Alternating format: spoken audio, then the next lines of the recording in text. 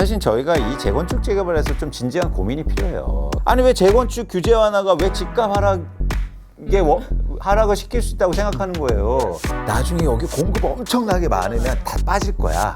이 얘기잖아요. 그건 천만의 말씀이다. 여기에 만들어지는 아파트들이요. 비싼 아파트예요. 가격 떨어지면 내 집만 한다. 너무 장기 고민 후에서 지금의 기회를 놓지 마시라.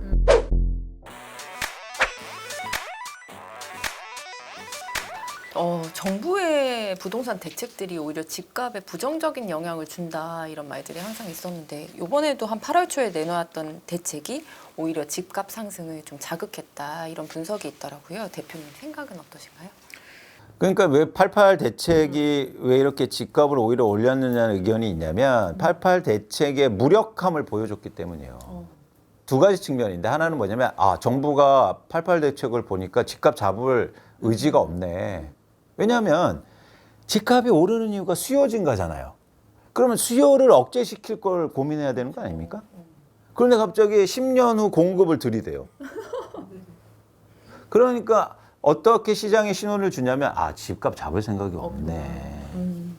두 번째는 이게 말씀드린 것처럼 장기의 공급인데 이걸 통해서 내가 지금 나 그럼 집 나중에 사야지. 그럼 집 빨리 팔아야지. 이런 사람들이 있을까요? 그렇죠. 그러니까 그런 실효성에도 문제가 있다. 원인 파악도 잘못했고 그리고 실효성의 문제 제기가 되면서 사실은 오히려 시장에 잘못된 신호를 줬다는 겁니다. 그런 점에서 좀 안타깝죠. 88 부동산 대책에 이제 후속 조치로 나왔던 게 재개발, 재건축 절차를 단축하는 특례법이 제정안이었는데 이게 국회에 이제 발의가 됐는데요. 이게 뭐 사업성을 고려할 때는 뭐 실효성이 크지 않을 수도 있다. 뭐 정비 사업이 뭐 가속화될 수도 있겠지만 뭐 이런 이야기가 있더라고요. 대표님 의견은 어떠신가요? 그러니까 이게 말씀드린 것처럼 재건축 재개발을 이 특례법에 의하면 다 같이 하자는 거예요. 이건 불가능하다 현실적으로. 그래서 이런 데 기대감으로 막 집값이 오르면 오히려 그거는 되게 위험할 수 있다는 생각이 들고요. 사실 저희가 이 재건축 재개발에서 좀 진지한 고민이 필요해요. 그러니까 무슨 얘기냐면 지금 정부가 계속 얘기하는 건 사람들이 사고 싶은 지역에 공급이 부족해. 그러면 그 지역에 근데 땅이 없잖아. 근데 그 지역을 보니까 노후 아파트야. 그러면 재건축해서 내가 사고 싶은 아파트 공급해 줄게. 뭐 이런 논리거든요. 그렇죠? 근데 우리가 엄밀히 생각해 보자는 거죠. 일단 첫 번째. 기자님이 재건축 아파트 갖고 있어요.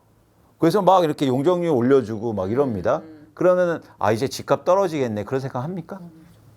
이건 길 가는 아이한테 물어봐도 왜 재건축 규제 완화가 왜 집값 하락을 시킬 수 있다고 생각하는 거예요. 지금요. 이 특례법이나 용적률 완화하면서 집값이 가장 많이 오른 지역이 예를 들어서 목동입니다. 그러면 재건축 규제 완화는 목동이 제일 많이 떨어져야 돼요. 목동의 공급이 증가하니까. 그렇게 생각하는 조합원들이 어디 있어요? 그러면 조합원들이 다 나서서 특례법 반대하지. 집값 떨어지는데. 그러니까 저는 잘 이해가 안 돼요. 왜 이런 식의 논리를 갖고 있는지. 근데 이제 한 가지는 이해됩니다. 만약에 지금은 그렇지만 나중에 여기 공급 엄청나게 많으면 다 빠질 거야. 이 얘기잖아요. 그건 천만의 말씀이다. 왜냐하면 여기에 만들어지는 아파트들이요. 비싼 아파트예요. 맞아, 좋은 아파트들이. 비싼 아파트가 시장에 나가면 가격이 빠집니까? 신축이고. 네. 최근에 재건축이 가장 많이 된 지역은 과천이요. 과천 가보면 다 재건축됐다고요. 그러면 과천이 재건축 그렇게 됐으면 과천 다 빠졌어야 되네. 네? 과천이 경기도에서 제일 많이 올랐어요. 왜요? 재건축이 많이 돼서요. 그래서 제가 재건축을 안 하자는 게 아니고 재건축을 합니다. 순차적으로 하는데 이걸 집값을 안정시키겠다는 의도로 하면 안 된다. 주거 환경을 개선시키고 거기에 사시는 분들을 안정적으로 하고 그럼 어떤 방식이 나오냐면 예를 들어서 이런 거예요. 이 특례법이 적용돼서 선도지구에 선정되면 투자하는 사람들 못 팔게 해야 돼요. 거래를 규제해주고. 왜냐하면 우리는 주거 환경 개선을 목적으로 했기 때문에 이거 투기 목적으로 하지 마. 이렇게 해야 될 거 아닙니까? 근데 지금 제가 볼 때 이거는 전형적으로 오히려 이게 가속화되면 시장의 불안 요인이 더 될 수 있다. 이렇게 보는 겁니다. 8월 서울 아파트 매매가를 두고 공인중개사협회는 4.5% 하락했다 이렇게 분석을 했는데 한국부동산원은 71개월 만에 최대치다 이렇게 또 분석을 했더라고요. 이렇게 엇갈린 전망이 생기는 이유 그리고 또 어떻게 정확한 좀 분석 팁을 알려주시자면. 일단 분석에 대한 기준이 다르기 때문에요. 통계 자료를 보는. 예를 들어서 정부기관은 일종의 거래 가격을 표준으로 삼아서 설문조사하는 방식을 씁니다. 그래서 예를 들어서 10억 원에 거래됐으면 지금의 이 정도이기 때문에 한 2% 정도 올랐습니다. 이렇게 표기하고 뭐 이런 방식을 쓰고요. 공인중개사 분들은 직접 거래된 걸 입력하죠. 그러면 그 입력한 걸 다 모여서 평균 가격을 계산하거든요. 그러면 완전히 방식이 다른 거죠. 근데 왜 이게 공인중개사협회 가격이 하락했냐면 거래량이 줄고 그리고 단위당 금액이 낮은 아파트들. 쉽게 말해서 20억짜리가 아니고 10억짜리가 많이 거래되다 보니까 이게 평균 중간 가격이나 평균 가격이 떨어지게 돼 있잖아요. 그죠? 그렇게 되는 효과라고 전 보고 있어요. 그래서 저는 뭐 유의미하진 않다. 근데 어쨌든 시장에서 거래되는 거를 바로 입력하는 시스템이기 때문에 공인중개사협회의 이런 가격 하락은 4.5%포인트의 초점보다도 시장이 조금 변할 수 있겠구나라는 신호 정도로 보셨으면 좋겠다 말씀을 드립니다. 그러면 조금 정확하게 집값을 분석하고 싶으면 조금 그래도 좀 어디를 좀 참고를 해서 광순의 복덕방을 참고하십시오. 네. 일기 신도시들의 이제 재정비가 진행이 되면 2035년까지 총 53만 7천 가구 규모의 도시로 이제 거듭이 난다고 합니다. 이런 재건축이 향후 부동산 시장에 미칠 영향. 저희가 지금 일기 신도시를 대표적으로 해서 이렇게 재건축 규제하면서 공급을 증가시켰다는 거잖아요. 근데 저희가 고민 안 하는 게 있어요. 뭐냐면 누가 사줄 것이냐. 그러니까 공급만 얘기해요. 그 전제는 뭐냐면 우리나라가 지금 부동산이 부족하다는 걸 전제해요. 그렇지 않습니다. 네. 그래서 과연 이렇게 엄청난 공급이 이루어졌을 때 그렇죠. 과연 누가 사줄 거냐. 그를 고민을 사실 해야 돼요. 예를 들어서 용적률이 이렇게 올리면 빽빽한 홍콩 가보셨잖아요. 빽빽한 아파트 막 들어섰던데 거기 다 누가 살 거예요? 과연 수요를 고민하고 있느냐. 그러니까 왜냐하면 이거는 경제학의 큰 논리, 그러니까 역사를 보시면 이렇습니다. 그러니까 여러분도 아실런지 모르겠지만 경제학이 막 이렇게 현대 경제학으로 가기 전에 경제학의 그 주는 뭐였냐면 이거였어요. 세이버 법칙이라고 그래서 공급은 스스로 수요를 창출한다. 무슨 얘기냐면 제품을 만들면 수요자는 있다는 거예요. 그래서 예를 들어서 우리가 뭐 1990년대 1900년대 이럴 때는 막 생산해내. 왜냐하면 수요는 있는 거니까. 그래서 많이 생산해내. 그러다가 뭐를 맞이하는지 아세요? 대공황을 맞이합니다. 왜냐하면 많이 생산해냈어요. 네 말대로. 그랬더니 사줄 사람이 없는 거야. 그래서 공황이 나타나요. 그 다음에 경제학의 그 주류가 바뀌는데 뭐냐면 유효 수요로 바뀝니다. 이제는 공급이 중요한 게 아니라 수요가 중요해. 살 사람이 있느냐를 물어봐야 돼. 지금 우리나라는 전형적으로 그 선상에 있는 거예요. 주택시장만 보면. 그동안은 공급이 부족한 시장에서는 공급만 하면 됐어. 근데 저는 앞으로 갈수록 수요에 대해 고민해야 된다. 계속 공급 부족만 얘기해. 수요가 부족해요. 예. 그게 인구든 소득이든 자산이든. 그런데 이렇게 많이 공급했을 때 과연 누가 사줄 겁니까? 네? 그런 차원에서는 여러분들이 수요에 대한 생각을 좀 하실 필요가 있다. 근데 정책을 만들고 부동산 전문가, 시장을 전망하는 분들이 수요를 얘기를 안 해요. 그래서 제가 안타깝죠. 서울 오피스텔 월세가 8개월 연속 상승하고 있다고 하는데 대표님은 이 오피스텔 투자 어떻게 보고 계실까요?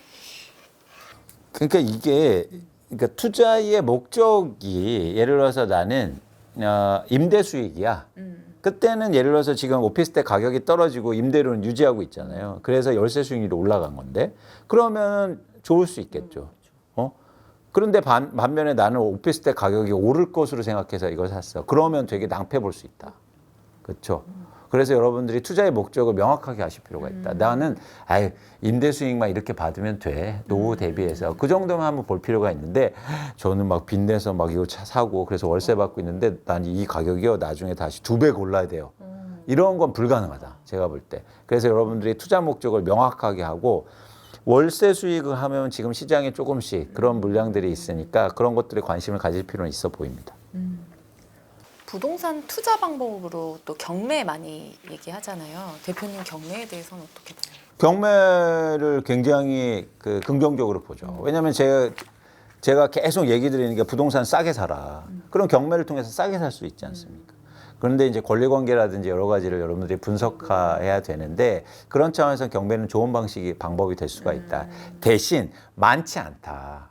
예. 그래서 여러분들이 내가 시간 투여라든지 제대로 준비가 안 돼 있으면 경매를 너무 쉽게 생각하지 마셨으면 좋겠고요. 또 경매가 위험한 게 하나 있어요. 뭐냐면 대출을 많이 해줘요. 그렇죠. 예. 권리과액 대비해서 대출을 굉장히 많이 해주기 때문에 그래서 무리하게 대출 받아서 사시는 분들이 있거든요. 그렇게 하시면 안 된다. 오히려 경매는 자기 자금을 충분히 갖고 투자하시는 게 훨씬 더 좋겠다라는 말씀을 드립니다. 이창용 한국은행 총재가 영국 일간지와의 인터뷰에서 사람들이 서울을 좀 떠나도록 해야 한다. 과감한 해결책이 필요하다. 이렇게 이야기를 했다고 합니다. 대표님 생각은 어떠실까요? 그냥 교과서적인 얘기죠. 서울 떠나도록 한다고 그래서 떠나겠습니까? 그러니까 우리가 정책이라든지 이제 책임 있는 분들이 현실적인 얘기를 해야 될 거 아닙니까? 그러니까 학교에 계신 게 아니잖아요. 교수가 아니시잖아요. 그러니까 교수를 오래 하셨지만 그리고 뭐 이런 국제기관에서 한국을 이제 떨어져서 사셨기 때문에 현실 감각에 대해서 좀 다시 한번 생각해줬으면 좋겠다. 예를 들어서 지금 이 서울 떠나도록 하면서 지방할당제를 얘기해요. 그래서 서울대학 지방할당제. 네, 그럼 어떻게 되겠습니까? 서울 집값이 떨어질까요? 지방 그 지역이 오르겠죠. 가만히 있을까요? 그러니까 지금 의대에 지방할당제를 놓으니까 그 지역이 난리가 났어요 또. 그러니까 또 다른 부작용을 일으킨다. 그런데 현실에 대해서 한국에서 이게 과연 서울을 떠나도록 하면 이상적이긴 한데 쉽진 않다. 그러니까 현실적인 정책이나 방법에 대해서 고민하셨으면 좋겠다. 제가 이렇게 얘기하면 그럼 너 말해봐. 이렇게 얘기해요 저한테. 제가 왜 얘기합니까? 저 국가로부터 돈도 안 받는데? 아니 왜 저한테 얘기해요?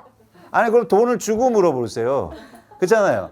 돈 받으시니까 열심히 고민하시라. 예를 들어서 지금 혈세를 받고 계시지 않습니까? 우리가 돈을 내서. 전 혈세 안 받아요. 근데 왜 저한테 자꾸 대안을 얘기하라고 그래요? 그거는 혈세 받으면 제가 드리겠다. 네. 마지막 이제 질문 드릴게요. 저출산과 고령화 시대를 맞이한 이제 한국 부동산 시장에서 현명한 투자 전략이 있다면? 저출산과 고령화 시대라는 이 단어의 핵심은 뭐냐면 장기예요. 예, 그렇죠. 근데 내 집 마련하시고 부동산 투자할 때 너무 장기에 대한 고민을 안 하셨으면 좋겠어요. We are all dead in the long run. 장기에는 모두 죽고 없어요. 너무 장기 고민하지 마시고 가격 떨어지면 내 집 마련한다. 그냥 이거예요. 근데 가격 빠지면 갑자기 아내하고 이제 남편이 만나서 저기야 가격이 떨어지긴 했는데 저출산이래. 인구가 감소하는데 우리가 지금 집 살 때야? 이렇게 하지 마시라. 예? 너무 장기 고민으로 해서 지금의 기회를 놓지 마시라. 라는 말씀 꼭 드리고 싶어요. 그래서 We are all dead in the long run. 예? 이거 케인즈가 한 말인데 그러니까 여러분들이 꼭 명심하시고 너무 장기 걱정하지 마시라. 장기에는 어떤 일이 벌어질지 우린 모른다. 그 말씀 꼭 드리고 싶습니다. 오늘은요 구독자분들이 늘 관심을 많이 가져주시는 부동산 시장에 대해서 이광수 대표님과 이야기 나눠봤습니다. 대표님 오늘 말씀 감사합니다. 고맙습니다.